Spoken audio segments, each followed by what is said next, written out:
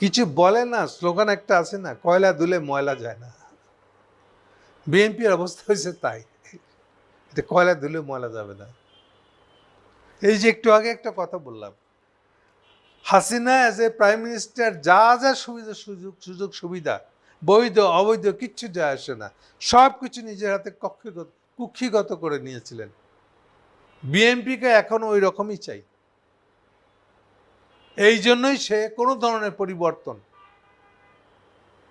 রাষ্ট্রের নিয়মের, কনস্টিটিউশনের কোনো কিছু চেঞ্জ তারা চায় না।